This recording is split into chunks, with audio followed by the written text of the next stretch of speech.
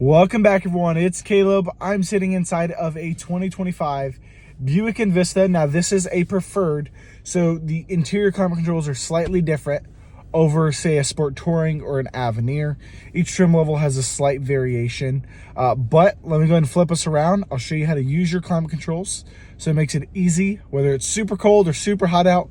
Like right now, it's freezing. I've actually got my gloves with me so that I can move between the vehicles without freezing my hands off. But let's hop right over in. here, now this Buick Envista Preferred has the cold weather package in, which is nice. Let's turn that down. But to start off with, on the steering wheel, I've covered the steering wheel in another video before, but starting off with the heated steering wheel is going to be right here on the left of the steering wheel. You're going to see it where it's highlighted in orange. You can see it a little bit better that way, the camera glare, that sort of thing. But it heats up very nicely. It's freezing cold at the moment, but you give it a few minutes and it heats up very well. Now, moving over to your actual climate controls, moving to the right. Everything is going to be right here. You have your heated seats where they have 3 different options. It's going to start with the highest and go down. And then you have your temperature, which you just turn this dial knob to change.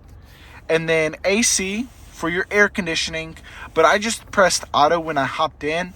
So what auto does, it'll raise or lower the fan speed and change the direction based on the interior temperature, exterior temperature, to make sure the interior temperature is at your desired choosing. Now, if you don't want to use auto, you can still press here for circulation.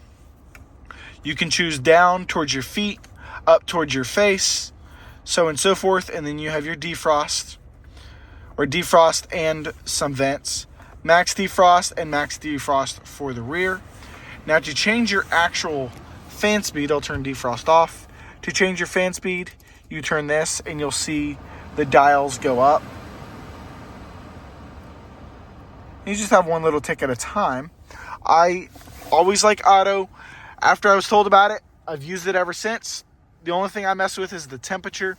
But if you find the desired temperature you like year round, you never have to mess with your climate controls again, except for, say, heated steering wheel and your heated It's very seats. convenient to have auto as an option. I like that it has been added over the years.